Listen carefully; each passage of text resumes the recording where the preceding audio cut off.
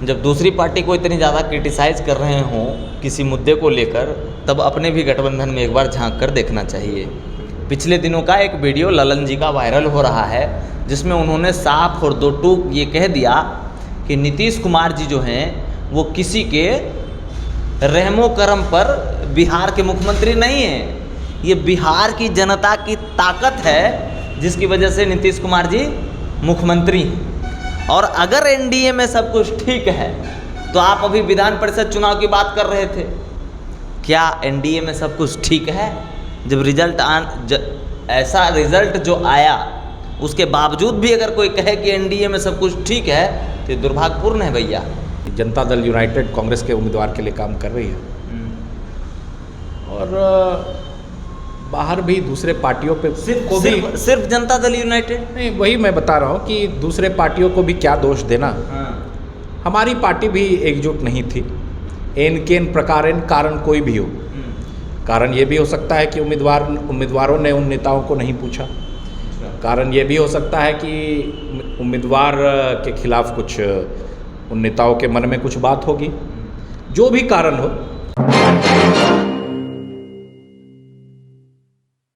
जी नमस्कार, स्वागत है आपका। मैं हूं अविनाश भट्ट, आप देख रहे हैं द न्यूज़ हॉल्ट। और आज जो है हम एक विशेष मुद्दे पर बात करने वाले हैं और हमारे साथ बात करने के लिए भी एक बेबाक राजनीतिक कार्यकर्ता हैं, राजनीतिक पार्टी के कार्यकर्ता हैं, मनीष जी हैं। काफ़ी चर्चित लोग हैं। मनीष भैया, स्वागत है आपका न्यूज़ हॉल्ट पर। आपका भी स्वागत है अविनाश। तो बहुत लोग हमको कहते हैं कि आप घूम फिर के मनीष जी के पास काहे चले जाते हैं। हम बोलते हैं भैया, जो जवाब मिलता है ना हमको कि पार्टी पॉलिटिक्स और वो क्या बोलते हैं उसको, षड्यंत्र को छोड़कर एक निष्पक्ष थोड़ा पायदान पे आंसर मिलता है तो हमको भी अच्छा लगता है। इसीलिए हम घूम फिर के आपके पास चले आते हैं। आज का क्या है, बहुत बड़ा सवाल है। कुछ दिनों से 2-4 फोटो सोशल मीडिया पर वायरल हो रहा है। जब दूसरी पार्टी को इतनी ज़्यादा क्रिटिसाइज़ कर रहे हों किसी मुद्दे को लेकर, तब अपने भी गठबंधन में एक बार झांक कर देखना चाहिए।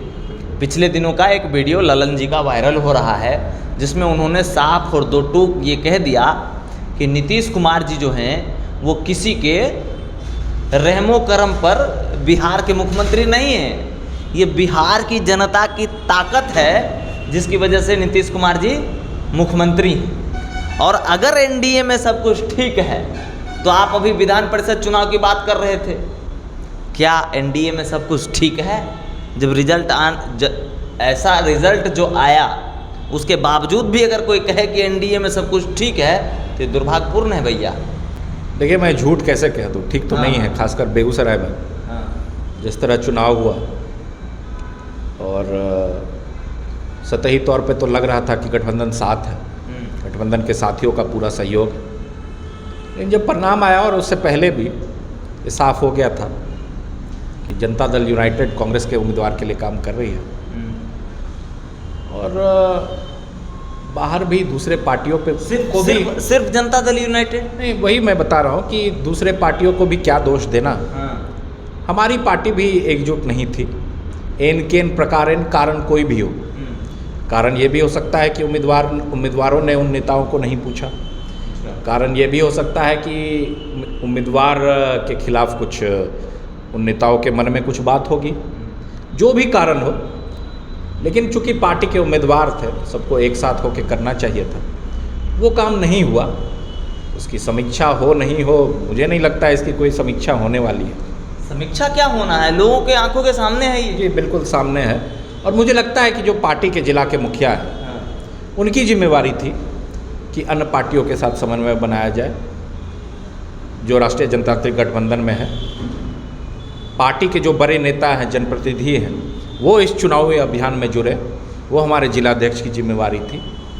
और कहीं ना कहीं उनसे कुछ चूक हुई, जो एकजुट होकर पार्टी नहीं लड़ पाई और उसके कारण हमें हार का सामना करना पड़ा। मुझे लगता है कि जिलाध्यक्ष को इसकी जिम्मेवारी लेनी चाहिए कि मैं असफल रहा।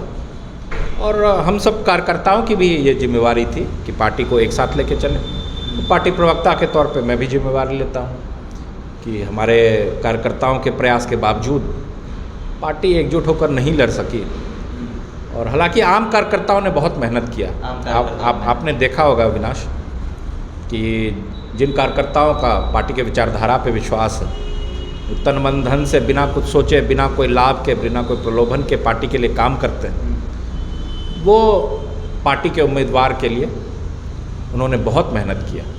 परिणाम नहीं मिल पाया तो थोड़ा दुख तो उनको है ही, लेकिन अब जो बीत गई सो बात गई, चुनाव पार हो गया। आगे कैसे, जब अगला चुनाव हो, अगली परीक्षा हो तो सब साथ मिल के उस परीक्षा में इम्तिहान दे, ये होना चाहिए। एक सवाल इससे भी निकल रहा है, आखिरी सवाल है ये कि राजीव जी जीत जाते हैं, कांग्रेस के कैंडिडेट हैं, वो कांग्रेस के कार्यकर्ता उनको सपोर्ट करते हैं, और जहाँ तक जो भी एनडीए अगर गठबंधन में फूट है तो जो भी लोग सपोर्ट करते हैं, कोई मैटर नहीं करता है।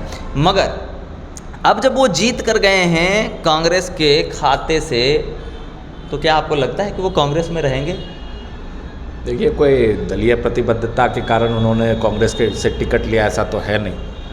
तो निर्दलीय नई राजनीति में आए तो तलाश रहे थे कि कहाँ से टिकट मिल जाए। हम सोचने वाली बात है ना, आरएन सिंह के पुत्र हैं, और आरएन सिंह दशकों से जदयू के साथ हैं, मंत्री रहे हैं, और उनके जो लड़के हैं अभी संजीव, डॉक्टर संजीव, वो ऑलरेडी जदयू से परबत्ता के विधायक हैं, और जब कहीं चांस नहीं मिला तब जाकर वो कांग्रेस के साथ हाथ मिलाकर कुछ चले। भविष्यवाणी करना मतलब प्रेडिक्शन ठीक नहीं है। अच्छा, लेकिन जिस तरह का उनका पारिवारिक बैकग्राउंड है, जिस तरह जनता दल यूनाइटेड से और नीतीश कुमार से उनके परिवार के करीबी संबंध हैं, तो अनुमान यही लगाया जा सकता है कि वो जदयू ज्वाइन करेंगे।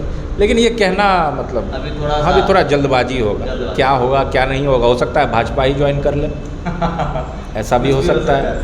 लोजपा के प्रत्याशी को, जनता दल यूनाइटेड के प्रत्याशी को हराकर राजकुमार दा लोजपा के एकमात्र विधायक बने थे, वो जदयू ज्वाइन कर सकते हैं। जदयू ज्वाइन कर ले तो ये कौन सी बड़ी बात होगी अगर ये भारतीय जनता पार्टी के प्रत्याशी को हरा के भारतीय जनता पार्टी ज्वाइन कर ले, कोई बड़ी बात नहीं होगी। चलिए, इतनी स्वस्थ और सीधे रूप से सवालों का जवाब देने के लिए धन्यवाद आपका। धन्यवाद अविनाश आपका। तो आप अभी सुन रहे थे, मनीष जी हैं, भाजपा के जिला प्रवक्ता हैं, और काफ़ी बेबाक इंसान है, कुछ भी बोल देते हैं, ये नहीं सोचते आगे पीछे, पर जो सच्चाई होती है वही बोलते हैं। मुझे भी सुनकर इन्हें अच्छा लगता है। आपको कैसा लगा ये आप कमेंट करके बताइए, और कुछ आपके अंदर कुछ वैसा प्रेडिक्शन है तो उसको कमेंट करके हमको बताइए, हम भी पढ़ के रिप्लाई करेंगे।